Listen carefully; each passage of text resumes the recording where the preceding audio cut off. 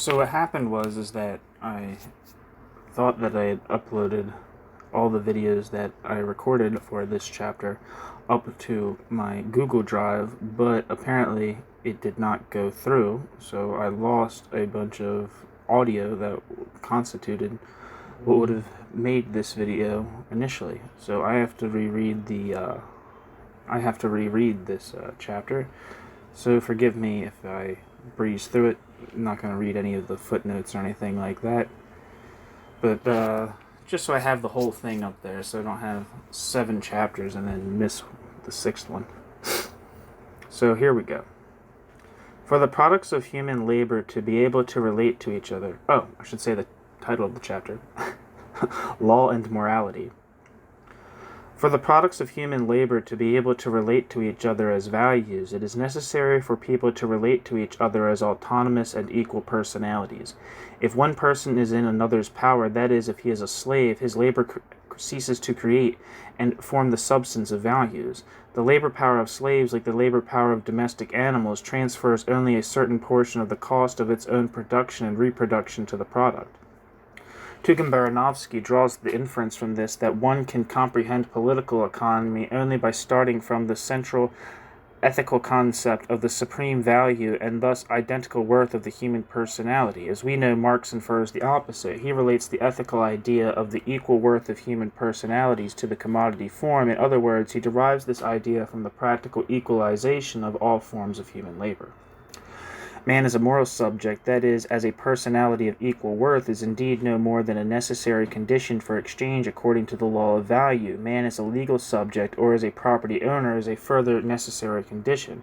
Finally, these two stipulations are extremely closely connected with a third in which man figures as a subject operating egoistically. All 3 of these seemingly incompatible stipulations, which are not reducible to one and the same thing, express the totality of conditions necessary for the realization of the value relation, which is a relation in which social relations and the labor process appear as a reified characteristic of the products being exchanged. The net result of abstractions, these definitions from the actual social relations they express, and attempting to develop them as categories in their own right by pursuing speculative means, is a confused jumble of contradictions and mutually exclusive propositions. Yet in the exchange relation itself, these contradictions unite to form a dialectical totality. The person engaged in exchange must be an egoist, that is to say, he must stick to naked economic calculation, otherwise the value relation cannot be manifested as a socially necessary relation. The person engaged in exchange must be the bearer of rights, that is, he must be able to make autonomous decisions, for his will supposedly, quote, resides in objects, end quotes. Lastly, he embodies the principle of the essential equivalence of human personalities, for in exchange all forms of labor are equalized and become human labor in the abstract. Thus, the 3 aspects mentioned above, or as people used to call them, the 3 principles of the egoism, freedom, and supremely equivalent worth of the personality, are indivisibly linked and represent in their totality the rational expression of a single social relation. The egoistic subject, the legal subject, and the moral personality are the 3 most important character masks assumed by people in commodity-producing society. The economics of value relations provides the key to an understanding of the juridical and ethical structure, not in the sense of the concrete content of legal or moral norms, but in the sense of the form itself. The idea of the worth and in principle equal worth of the personality has a long history. It made the transition from Stoic philosophy to being employed by Roman jurists, went from there to the dogma of the Christian church, and thence to the doctrine of natural law. The existence of slavery in ancient Rome did not shake Seneca's conviction that, quote, even if the body be not free and belong to a master, yet the spirit always remains sui juris, end quote. Basically, Kant made a very insignificant step forward as compared with this formula. In his work, too, the fundamental autonomy of the personality can very conveniently be reconciled with purely feudal views of the relationship between masters and servants. But regardless of the various forms this idea may have assumed, it expresses nothing but the fact that as soon as the products of labor are exchanged as commodities, the different concrete types of socially useful labor are reduced to labor in the abstract. In all other relations, people's dissimilarity, sexual or class determined, is so conspicuously apparent in the course of history that one is amazed not by the profusion of arguments against the doctrine of people's natural equality put forward by its various opponents, but by the fact that before Marx no one had looked into the historical causes which produced this bias of natural law. For if over the centuries human thinking has returned with such persistence to the proposition that people are equal and has elaborated this proposition in a thousand variations, then there must have been some objective reality behind it. The concept of the moral or equivalent personality is undoubtedly an ideological creation and as such not adequate to reality. Another equally ideological distortion of reality is the subject operating egoistically. Nonetheless, both these definitions are adequate to a specific social relation. It is just that they express this relation in an abstract and thus one-dimensional way. We have already had the opportunity of pointing out in general terms that the concept or the little word, quote, ideology, end quote, should not deter us from further analysis. One would be making the task too easy for oneself if one were to set one's mind at rest with the idea that the person equal to all others is merely a product of ideology. Quote, above, end quote, below, end quote, are concepts which express only our, quote, earthly, end quote, ideology. Despite this, they are based on the undoubtedly real fact of gravity, just as man recognized that the real cause of his compulsion to differentiate between, quote, above and, quote, below was the force of gravity directed towards the center of the earth. He also realized the limitations of these definitions, their inapplicability to the whole cosmic reality. Thus, the discovery of the ideological nature of a concept is merely the reverse side of establishing that concept's accuracy. If the moral personality is nothing but the subject in commodity-producing society, then the moral law must be manifested in the regulation of intercourse between commodity owners. This inevitably endows the moral law with a dualistic character. On the one side, this law must be a social law and must therefore stand above the individual personality. On the other hand, the owner of commodities is by nature the bearer of the freedom that is to appropriate and to alienate, which is why the rule governing transactions between commodity owners must penetrate the soul of every commodity owner, must be his inner law. Kant's categorical imperative unites these contradictory requirements. It is supra-individual because it has nothing to do with natural inclinations at all, with fear, sympathy, pity, and the feeling of solidarity. According to Kant, it neither intimidates nor convinces nor flatters. It is beyond all empirical or purely human motives. At the same time, it appears independently of any external pressure in the direct, crude sense of the word. It is effective by virtue of the consciousness of its universality. The Kantian ethic typifies commodity-producing society, yet at the same time it is the purest and most consummate form of ethic there is. Kant gave a logically perfected shape to the form which atomized bourgeois society sought to embody in reality by liberating the personality from the organic fetters of the patriarchal and feudal epochs. Hence the fundamental concepts of ethics lose their significance if considered in isolation from commodity-producing society, and if one attempts to apply them to any other social structure. The categorical imperative is by no means a social instinct, for its most important determinant is that it is effective where there is no possibility of organic super-individual motivation of any kind. Where there is a close emotional tie blurring the limits of the individual self, the phenomenon of moral obligation cannot occur. If one wants to comprehend this category, one must start out not from the organic bond which exists, for example, between the mother animal and the mother animal's young, or between the clan and each of the clan's members, but from the condition of isolation. Moral being is a necessary complement of legal being. Moral being and legal being are both modes of intercourse utilized by commodity producers. The whole solemnity of Kant's categorical imperative comes down to the fact that man does, quote, freely, end quote, that is, out of inner conviction, that which he would be compelled to do in the sphere of law. The examples Kant gives as an illustration of his ideas typify this. Without exception, they are reduced to expressions of bourgeois propriety.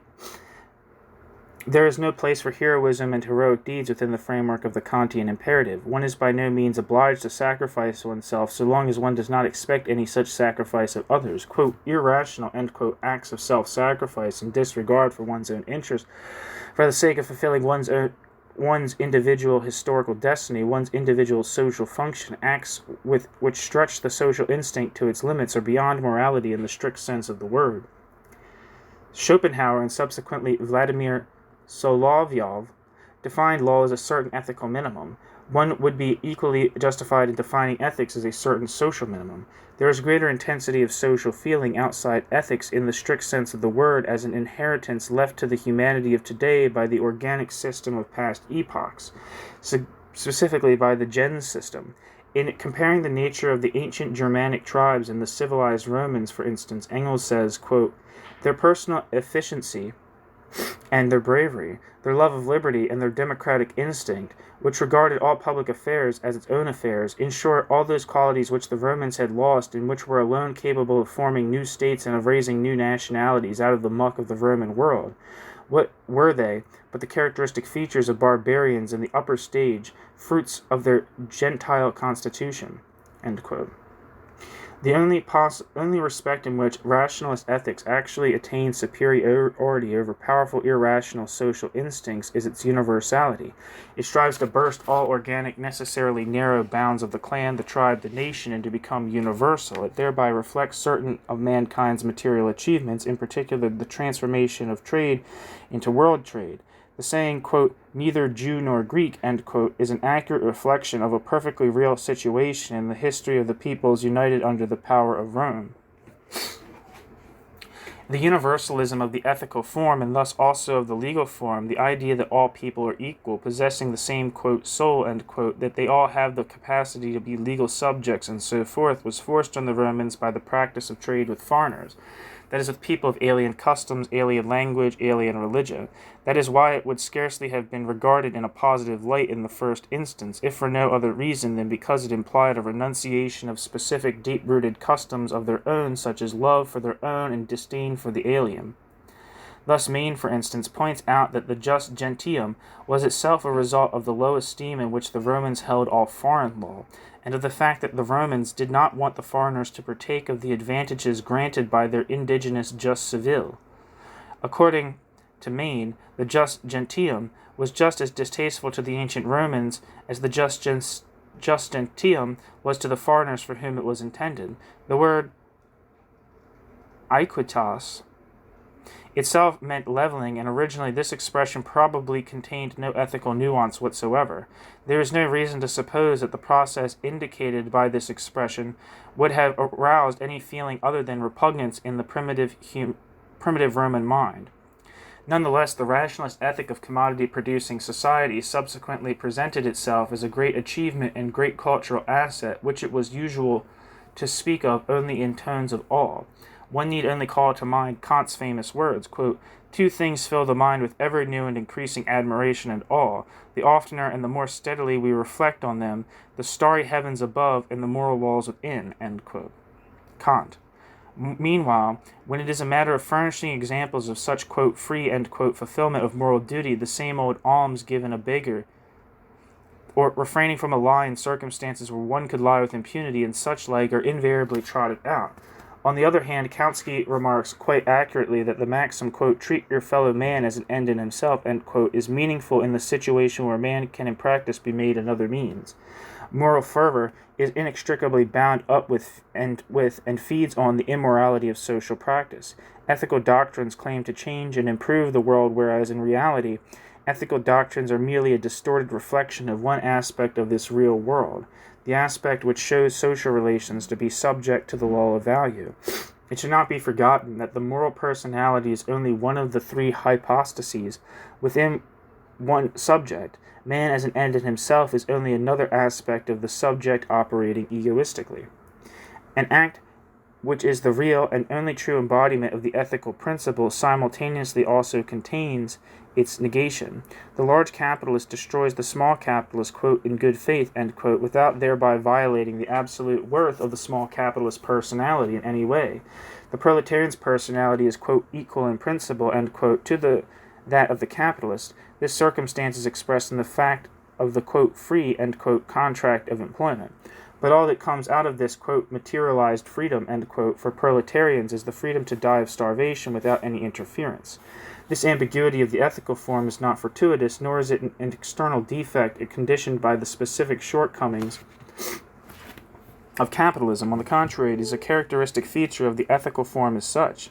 Eliminating the ambiguity of the ethical form implies the transition to planned socialized economy. This in turn means the construction of a social system which enables people to build and conceive of their interrelations in terms of the clear and simple concepts of harm and advantage. Abolition of the ambiguity of the ethical form in the most substantive area, that is, in the sphere of material existence, implies abolishing the ethical form altogether.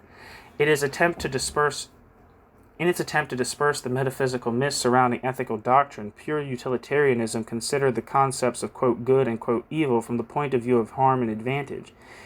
In so doing, it in fact abolishes ethics, or more accurately, it attempts to invalidate and to abolish ethics. For the abolition of moral fetishes can only be accomplished in practice simultaneously with the abolition of commodity fetishism and legal fetishism.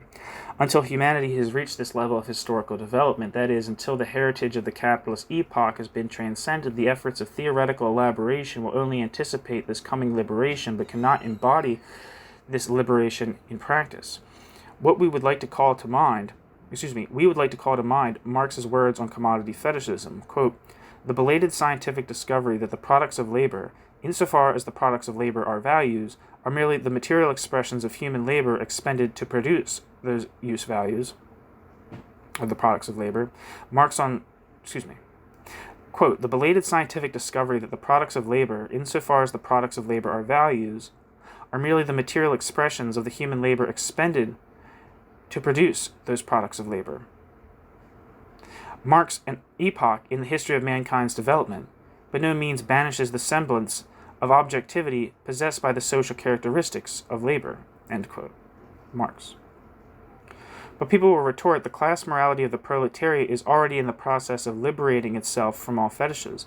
Moral obligation is that which is useful to the class. There is nothing absolute about morality in a form such as this, for what is advantageous today may cease to be of use tomorrow, nor is there anything mystical or supernatural about it, since the utilitarian principle is simple and rational. There is no doubt that the morality of the proletariat, or rather the morality of the proletariat's avant-garde, loses its doubly fetishistic character by being purged of religious elements. Even a morality free of impurity in the form of religious elements is nevertheless still morality. That is to say, it is a form of social relations in which everything has not yet been reduced to man himself. If the living bond linking the individual to the class is really so strong that the limits of the ego are, as it were, effaced, and the advantage of the class actually becomes identical with personal knowledge, then there will no longer be any point in speaking of the fulfillment of a moral duty, for there will be no such phenomenon as morality. However, where such a fusion has not occurred, the abstract relation of moral duty with all the forms arising from that will inevitably occur. The precept, quote, act in such a way that you are of the greatest possible use to your class, end quote, will then sound exactly the same as Kant's formula, quote, act only on that maxim through which you can at the same time will that it should become a universal law, end quote. The only difference is that in the first case we make a concrete reservation in giving ethical logic a class-oriented framework. Within this framework, however, it retains its full significance. The class content of morality does not of itself destroy its form.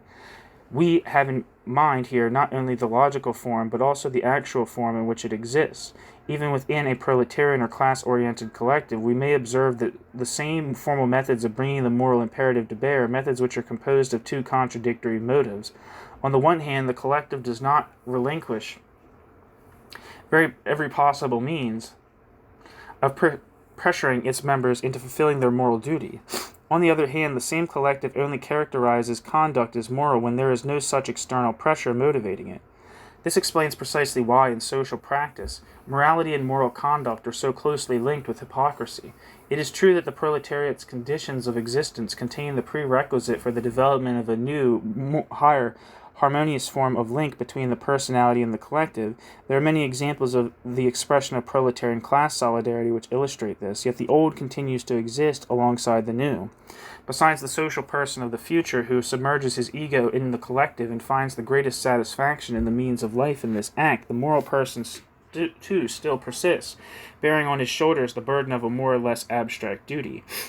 The victory of the first form is synonymous with the total liberation from all vestiges of private law relations and with the ultimate transformation of humanity in the light of the ideas of communism.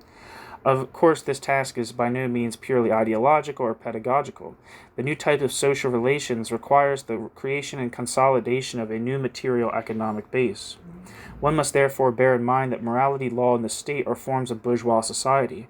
The proletariat may well have to utilize these forms, but that in no way implies that they could be developed further or be permeated by a socialist content. These forms are incapable of absorbing this content and must wither away in an inverse ratio with the extent to which this content becomes reality. Nevertheless, in the present transition period, the proletariat will of necessity exploit this form inherited from bourgeois society in its own interest. To do this, however, the proletariat must above all have an absolutely clear idea, freed of all ideological haziness, of the historical origins of these forms. The proletariat must take a soberly critical attitude not only towards the bourgeois state and bourgeois morality, but also towards their own state and their own morality. Phrased differently, they must be aware that both the existence and the disappearance of these forms are historically necessary. One second.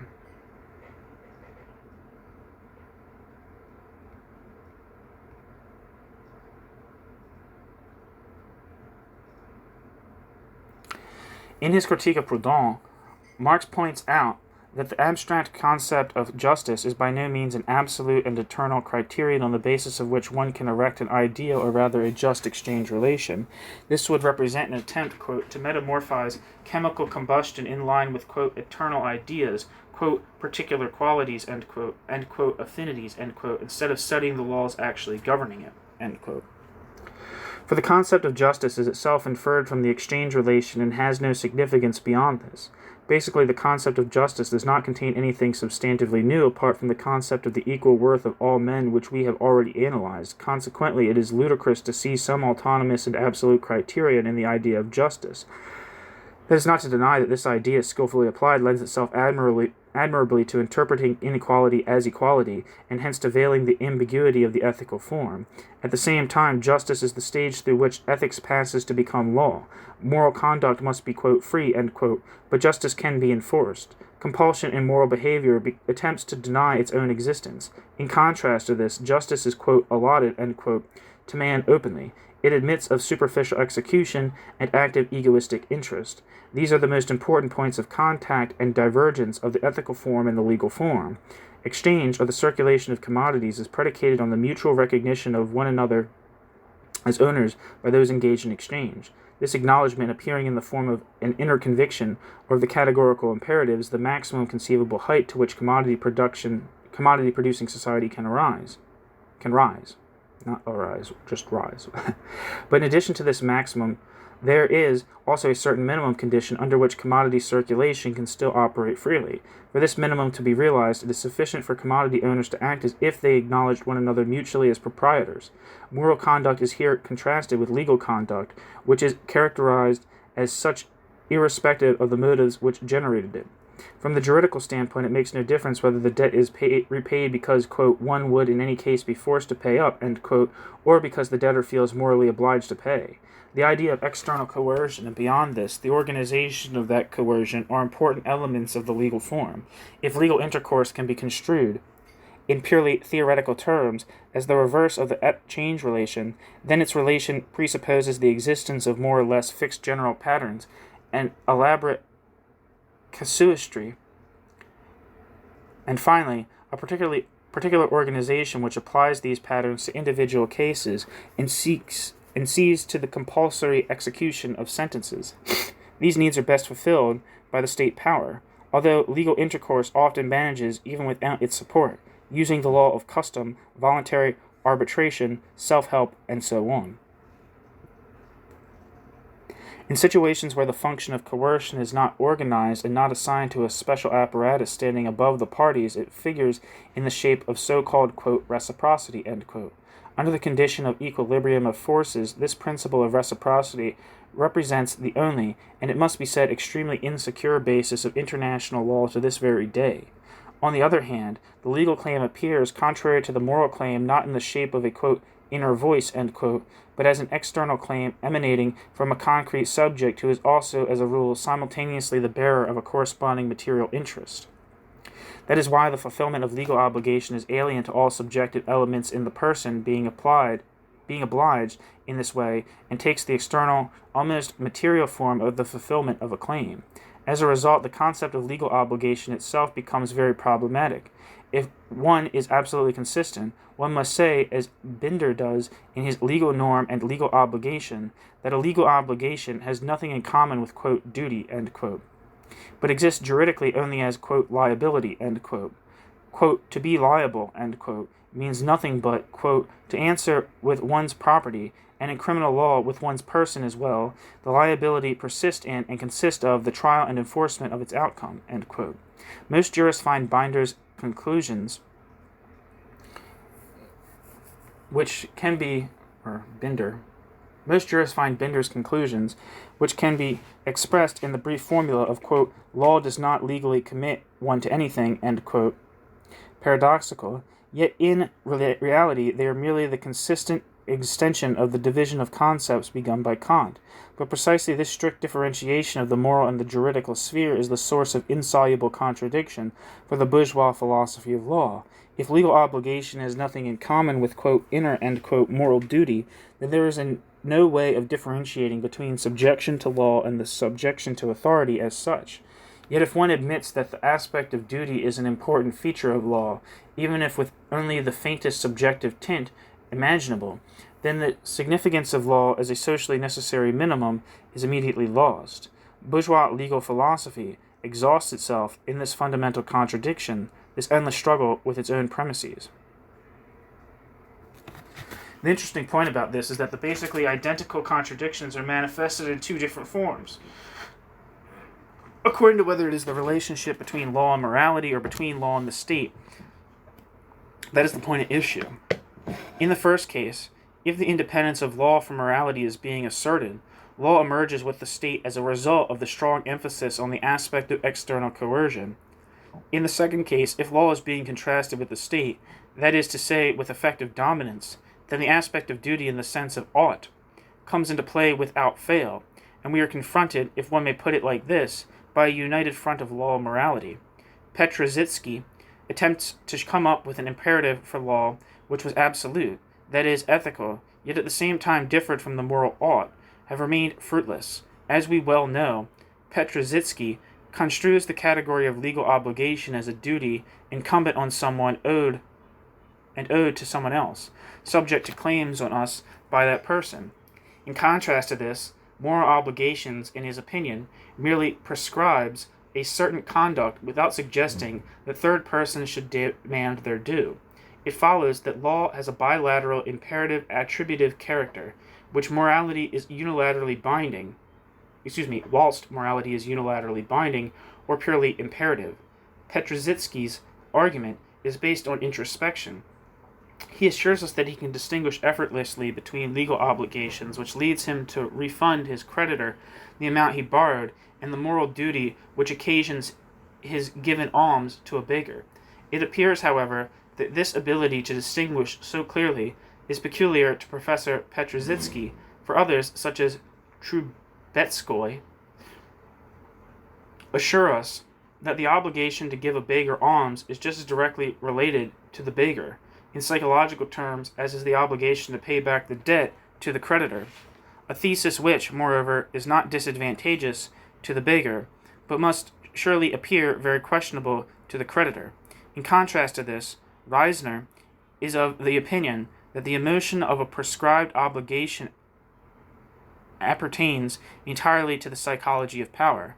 Thus, if Trubetskoy puts the creditor with his claim on the same footing as the beggar, quote, psychologically, end quote, speaking, then Reisner places the creditor in a position of authority. To put it another way, the contradiction which we have shown in a logical and systematic manner to be a contradiction in concepts occurs here as a contradiction in the results of introspection. Yet its significance remains unaltered. Legal obligation can find no independent validity and wavers interminably between two extremes, subjection to external coercion, end quote, free, end quote, moral duty. As always, the contradiction in the system here, too, reflects the contradictions in real life, that is, in the social environment which produce the form of morality and law as they exist. the contradiction between the individual and the social, between private and the universal, which bourgeois philosophy is unable to do away with, despite all its efforts, is the very basis of life in bourgeois society as a society of commodity producers. This contradiction is embodied in the actual interrelations of people who cannot regard their private endeavors as social aspirations except in the absurd and mystified form of the value of commodities. There we are, we got through it.